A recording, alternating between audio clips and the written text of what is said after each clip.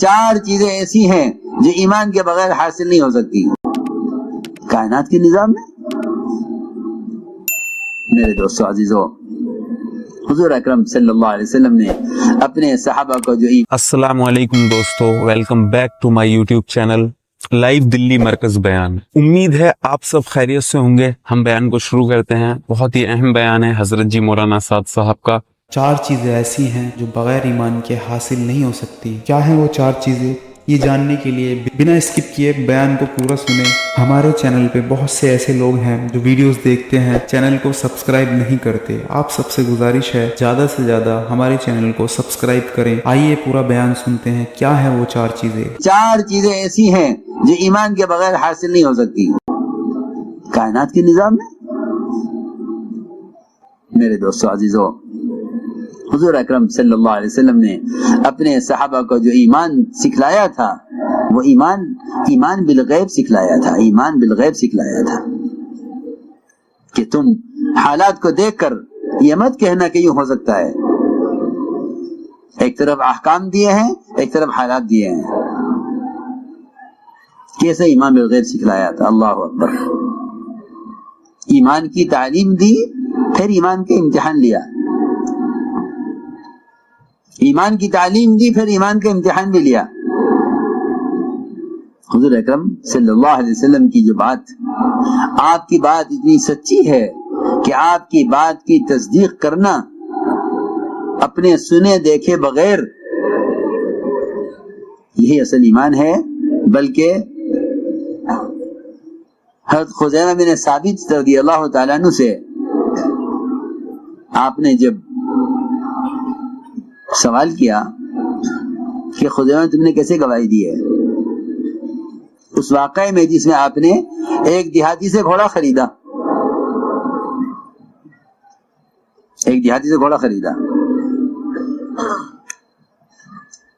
کہ کتنے کا ہے؟ کہ اتنے کا ہے۔ فرمایا آؤ ہم قیمت دیں اس کی۔ معاملہ ہو گیا، قیمت طے ہو گئی۔ آپ آگے بڑھے تیزی سے قیمت دینے کے لیے۔ ادھر پیچھے گھوڑے والا تھا، گھوڑے کو لے کر لوگ میرے گھوڑے والے سے گھوڑا بیچو گے؟ اس نے قیمت بڑھا کر بتلائی، دوسرے گاہکوں سے بات کر لی اور آواز کر کہا کہ اے محمد صلی اللہ علیہ وسلم، آپ گھوڑا خریدیں گے؟ ان کو بیچ دوں؟ آپ نے فرمایا یہ گھوڑا تو میں تم سے لے چکا ہوں، میرا معاملہ تمہارا ہو چکا ہے۔ اس نے کہا نہیں، ہماری آپ کی کوئی بات نہیں ہوئی۔ اس کو پیسے زیادہ مل رہے تھے دوسروں سے۔ میں لے چکا ہوں۔ اس نے کہا نہیں، میری آپ کی کوئی بات نہیں ہوئی۔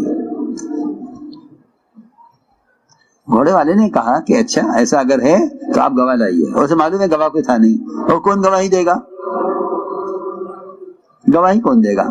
گواہ کوئی تھا نہیں۔ چنانچہ اس کا اصرار گواہ کا، آپ فرما رہے گواہ کوئی نہیں ہے۔ اتنے میں گزر رہے تھے وہاں سے خزیمہ، انہوں نے سنا کہ دیہاتی آپ سے گواہ مانگ رہا ہے۔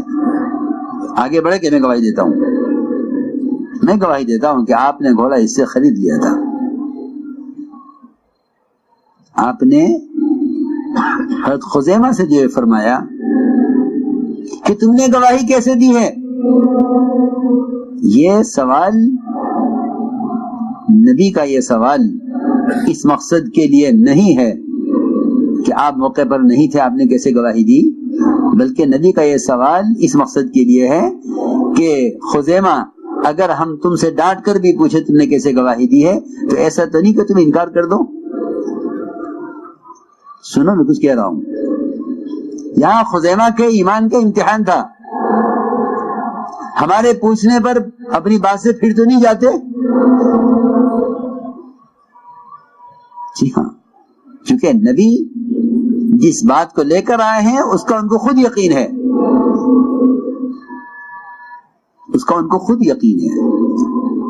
آمن الرسول بما انزل الیہ من ربہ والمؤمنون۔ ایمان والوں کو چاہیے کہ نبی کی بات پر ایمان لائے، اور نبی خود اپنی بات پر سچے ہیں۔ نبی سے جھوٹ کا صدور نہیں ہو سکتا۔ آپ کا سوال بطور تنبیہ کے ہے کہ ہم اگر डांट कर भी पूछें कि तुमने कैसे गवाही दी है, तो तुम्हें अपनी गवाही में शक नहीं होना चाहिए और तुम्हें अपनी बात में तरद्दुद नहीं होना चाहिए और तुम्हें अपनी बात से हटना नहीं चाहिए।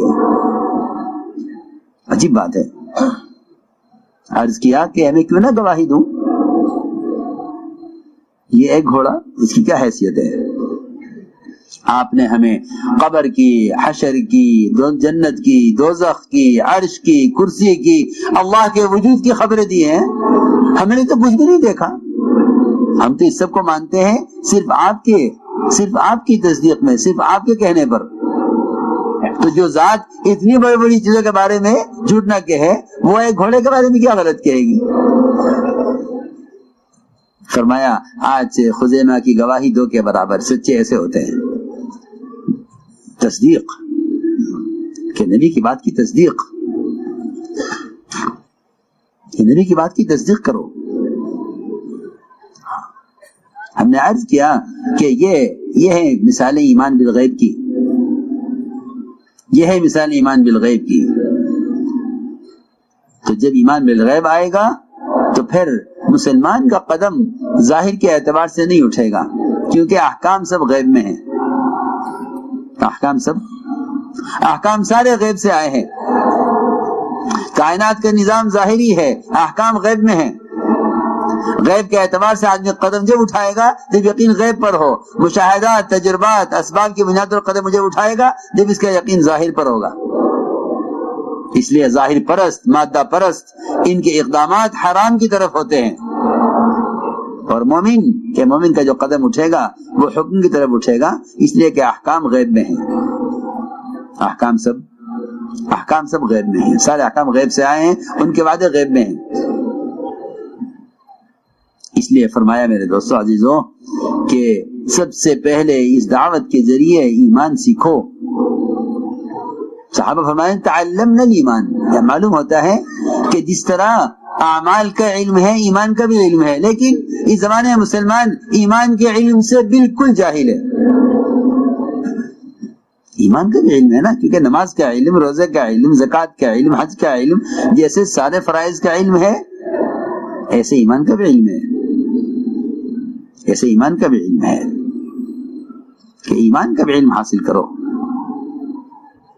इसलिए फरमाया कि ये ईमान अपनी अलामतों के साथ है, ईमान अपनी अलामतों के साथ है। ईमान कोई दावा नहीं है, ईमान एक हकीकत है। मैंने शुरू में अर्ज कर दिया था कि 4 चीजें ऐसी हैं जो ईमान के बगैर हासिल नहीं हो सकती, जिसमें बुनियादी चीजें इस्तिकामत है। ईमान के बगैर इस्तिकामत नहीं है। इन्नल्लज़ीना क़ालू रब्बुना अल्लाह सुम्मा इस्तक़ामू, ये अल्लाह को रब बनाकर आया अल्लाह के अहकाम पर कायम है या नहीं। इसलिए ईमान की सबसे पहली अलामत इस्तिकामत है। इस्तिकामत कहते हैं पूरे दिन पर चलने को। इस्तिकामत कहते हैं पूरे दिन पर चलने को। जुज़वी दिन पर चलना इस्तिकामत नहीं है।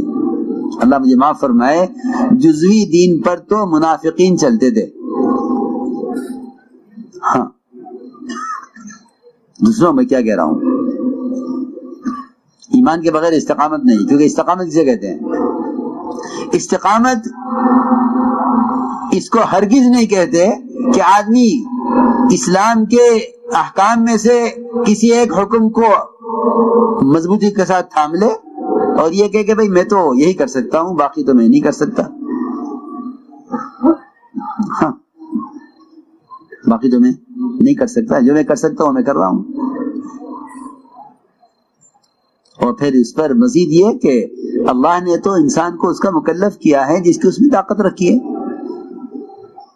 इसको भी लोग समझते नहीं कि क्या मतलब है इसका। जो काम करना चाहा, हालात मुसाइद होए, हालात ने साथ दिया, कर लिया। जिसमें हालात ने साथ न दिया उसको छोड़ दिया और कह दिया कि ला युकल्लिफुल्लाहु नफ्सन इल्ला वुसअहा।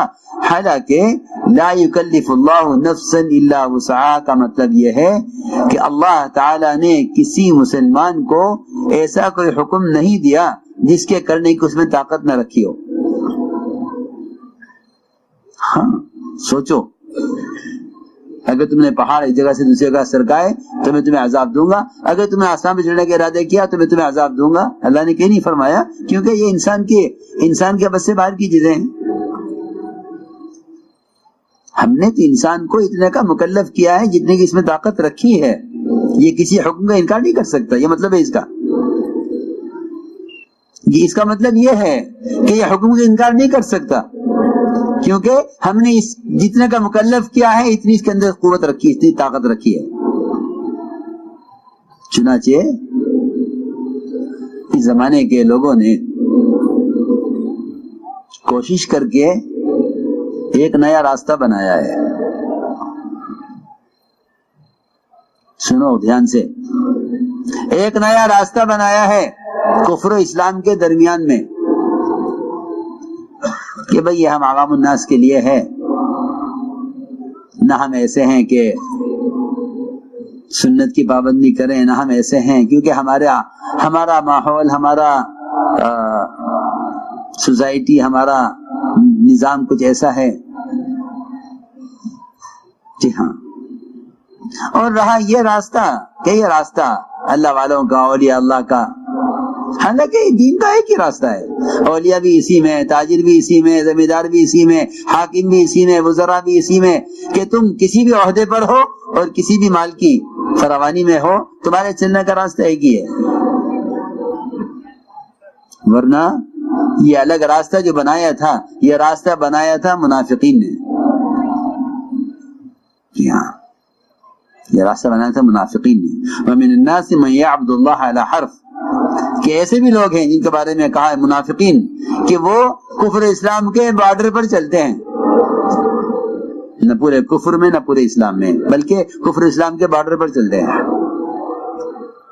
حالات دیکھتے ہیں، اگر حالات اسلام کے خراب ہوتے تھے تو یہ پلٹتے تھے کفر کی طرف، اور اگر حالات کفر کے خراب ہو کے اسلام کے اچھے ہوتے تو یہ پلٹ جاتے تھے اسلام کی طرف۔ یہ کہ نہیں،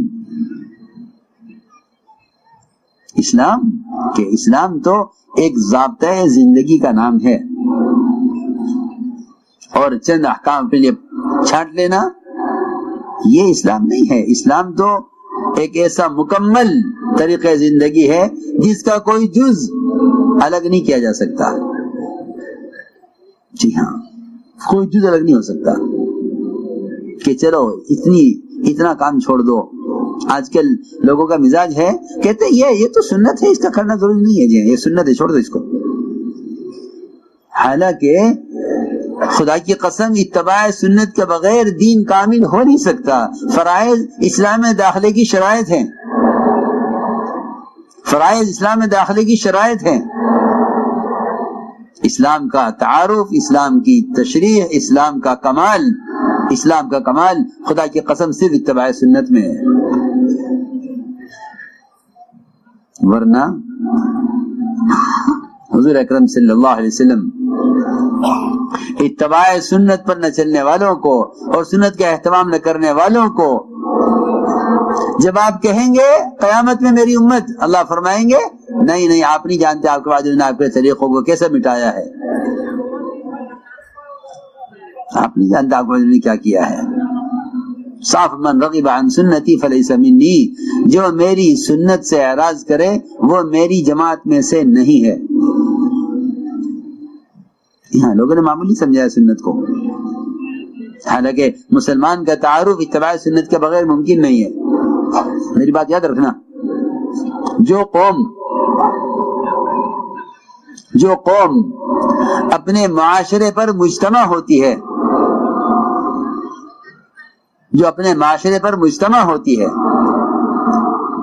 ساری دنیا کا قانون اور ساری دنیا کی طاقتیں ان کا کچھ نہیں بگاڑ سکتی۔ جو قوم اپنے طریقوں پر مجتمع ہوتی ہے، مسلمان اتباع سنت پر مجتمع نہیں ہے۔ حالانکہ میں صاف طور پہ کہتا ہوں کہ بعض قومیں ایسی ہیں اس وقت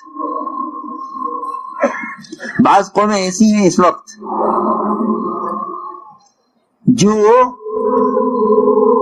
اپنے مذاہب میں عبادت سے ہٹ کر، میری بات توجہ چاہے گی بہت، بعض ایسی قومیں ہیں اس وقت اس ملک میں بھی ہیں جو عبادات سے ہٹ کر، عبادات کے علاوہ اپنے معاشرے کے طریقوں کے پابند ہیں۔ قانون ان کے اپنے معاشرے کے طریقوں پر مجتمع ہونے کی وجہ سے ان کے مذہب کی رعایت کرتا ہے، لیکن مسلمان نے سنتوں کو مٹا کر قوانین اپنے خلاف قوانین کھڑے کیے ہیں، اور پھر یہ کہتا ہے کہ ہم کیا کریں، ہم مجبور ہیں، قانون یہ ہے۔ سب بات ہے، قانون ہم کیا کریں؟ ہم سب فرماتے تھے پہلے مسلمان اسلام کو بگاڑے گا، پھر غیر اسلام کو مٹائیں گے۔ تمہارے پاس جو اسلام پہنچے گا مٹا ہوا پہنچے گا، کیونکہ تم پہلے اسلام کو بگاڑ چکے ہو۔ مسلمان اسلام کو بگاڑے گا، پھر غیر اسلام کو مٹائیں گے، ورنہ خدا کی قسم مسلمان کے کسی عمل کے خلاف قانون نہیں ہو سکتا اگر مسلمان اتباع سنت پر مجتمع ہو، اور یہ اپنی عادات کو اپنی اجتماعی امانت سمجھے، اپنی عادات کو۔ میں بہت اہم بات کہہ رہا ہوں، مسلمان اپنی عادات کو، ان کی شادیاں، ان کی شکلیں، ان کے لباس، ان کے طریقے، ان کا اٹھنا بیٹھنا، ان کا کھانا پینا، اگر مسلمان اس پر مجتمع نہیں ہے تو قانون ان کے اسلام کے خلاف یقیناً بنے گا، اور یہ کہیں گے ہم مجبور ہیں، حالانکہ یہ اللہ کے ہاں مجبور قرار نہیں دیے جائیں گے، اور ان کے مدد بھی نہیں کی جائے گی۔ ہاں، یہ ایک حقیقت ہے جو میں کہہ رہا ہوں۔ سمجھتے تھے کہ اسلام کو نقصان کبھی اغیار سے نہیں ہوگا۔ اگر خدا کی قسم سارا باطل ایک وقت میں جمع ہو جائے اپنی تمام مادی قوتوں کے ساتھ، ایک سنت کے مقابلے میں ناکام ہو جائے گا۔ یہ ایک سنت کبھی مقابلہ نہیں کر سکتا۔ کہا مسلمان یہ کہے کہ قانون نے ہمیں فلاں طریقوں سے روک دیا ہے، فلاں سنت سے روک دیا ہے، اس قانون ہے، کیوں قانون تمہارے لیے کیوں ہے، باقی لوگوں کے لیے کیوں نہیں ہے؟ اس کو میں کہہ رہا ہوں کہ جو قوم اپنی معاشرت کو اور اپنی عادات کو اجتماعی طور پر اس پر مجتمع ہو جاتے ہیں، اس سے بڑی کوئی طاقت قوت نہیں ہے۔ حضور اکرم صلی اللہ علیہ وسلم نے اپنے صحابہ کو اتباع سنت کا ایسا پابند کیا تھا کہ فرمایا روایت میں کہ میرے صحابہ ایسے ممتاز اور میرے صحابہ ایسے الگ چھٹے ہوئے ہیں کہ اگر سیاہ بیل کے پہلو میں چند بال سفید ہوں تو وہ سفید بال الگ نظر آئیں گے، اور اگر کسی سفید بیل کے پہلو میں چند بال سیاہ ہوں تو یہ سیاہ بال الگ نظر آئیں گے۔ میرے صحابہ ایسے ممتاز ہیں، اور یہ امتیاز صرف اتباع سنت کی وجہ سے ہوتا ہے، ورنہ آپ جانتے ہیں کہ مسلمان کا نام پوچھنا پڑتا ہے سلام کرنے کے لیے کہ بھائی آپ کا کیا نام ہے، کیوں نام پوچھ رہے ہیں آپ؟ کہ خبر نہیں سلام کرنا جائز ہے نہیں؟ جی ہاں، سلام کے لیے نام پوچھنا پڑتا ہے، اور واقعی یہ قرب قیامت میں سے ہے، کیونکہ حدیث میں آتا ہے التسلیم بالمعرفہ من اشراط الساعہ، یہ حدیث میں آتا ہے کہ جان پہچان کر کسی کو سلام کرنا یہ قرب قیامت کی نشانی ہے، کہ پہچان کر سلام کریں۔ کیوں پہچان کر سلام کریں؟ مسلمان سر سے لے کر پیر تک اپنی تمام علامتوں سے دیکھتی نظر آ جائے گا کہ ہاں یہ مسلمان ہے۔ اس لیے فرمایا کہ اہل ذکر وہ ہیں جن کو دیکھ کر اللہ یاد آئے۔ اس سے تسبیح یا ذکر بالجہر مراد نہیں ہے، اس سے ہاتھ میں تسبیح کا ہونا یا ذکر بالجہر مراد نہیں ہے کہ آپ کہ ذاکر وہ ہے اس کو دیکھ کر اللہ یاد آ جاوے، کہ ذاکر اسے کہتے ہیں کہ جس نے جو ذکر کے ذریعے اتباع سنت پر ایسا آ گیا ہو کہ دور سے دیکھ کر اللہ یاد آئے کہ ہاں یہ اللہ کا بندہ ہے جو نبی کے طریقے پر ہے۔ ہم نے عرض کیا کہ ایمان کے بغیر دین پر استقامت نہیں ہے، ایمان کے بغیر دین پر استقامت نہیں ہے۔ استقامت کسے کہتے ہیں؟ اللہ نے فرمایا وَأَنِ اعْبُدُونِي هَذَا صِرَاطٌ مُسْتَقِيمٌ، کہ تم میری عبادت کرو، یہ سیدھا راستہ ہے۔ جی ہاں، میری عبادت کرو یہ سیدھا راستہ ہے. وَأَنِ اعْبُدُونِي هَذَا صِرَاطٌ مُسْتَقِيم، میری عبادت کرو یہ سیدھا راستہ ہے. اس لیے عبادت کے بارے میں بھی جاننا چاہیے کہ عبادت آیا صرف نماز پڑھنے کو کہتے ہیں یا عبادت اللہ تعالیٰ کی کامل اطاعت کو کہتے ہیں. عبادت کا لفظ بہت جامع لفظ ہے جو سارے احکام کو شامل ہے. عبادت سے نماز پڑھنے کا نام نہیں ہے، بلکہ امام غزالی فرماتے ہیں نماز، روزہ، حج، زکوٰۃ، ذکر، تلاوت، دعوت اللہ کی محنت، تجارت، پڑوسیوں کے حقوق، سنت کا اہتمام، یہ 10 چیزیں مل کر عبادت ہے. یہ 10 چیزیں مل کر عبادت ہے. عبادت کسی ایک عمل کا نام نہیں ہے. تجارت کو عبادت میں داخل کیا ہے. جی ہاں، اس لیے کہ اگر تجارت عبادت پر نہیں آئی تو پھر یہ عبادات بھی قابل قبول نہیں ہوں گی. اس لیے کہ حرام کمائیاں عبادات کو کھوکھلا کر دیتی ہیں اور دعاؤں کو مردود کر دیتی ہیں. جی ہاں، تفصیل ہے کہ ہم نے جو احکام دیے ہیں اس میں کوئی حکم بھی چھوٹا نہیں ہے، بلکہ یہاں تک آتا ہے کہ اگر کوئی کسی چھوٹی سی آبادی کا گاؤں کسی ایک سنت کے چھوڑنے پر مجتمع ہو جائے اور یہ اعلان کر دے کہ ہم اس سنت عمل نہیں کریں گے تو اس گاؤں سے قتال کرنے کا حکم ہے اس سنت کو زندہ کرنے کے لیے. جی ہاں، یہاں تو فرائض امت چھوڑے ہوئے ہیں اور خروج کا اور نکلنے کا اور ان کو سمجھا کے فرائض پر لانے کا کوئی اہتمام ہی نہیں ہے. حالانکہ قتال کا حکم ہے کہ سنت کی احیاء کے لیے اس گاؤں سے قتال کیا جائے جو کسی سنت کے چھوڑنے پر عالم اعلان مجتمع ہو جائیں. ویڈیو کیسا لگا آپ کو اپنی رائے کمنٹ میں ضرور دیں. ویڈیو کو زیادہ سے زیادہ شیئر کریں، لائک کرنا نہ بھولیں. اگر چینل کو سبسکرائب نہیں کیا ہے تو چینل کو سبسکرائب کر دیں. اور ہاں، لاسٹ میں کمنٹ ضرور کرنا آپ کہاں سے ہیں.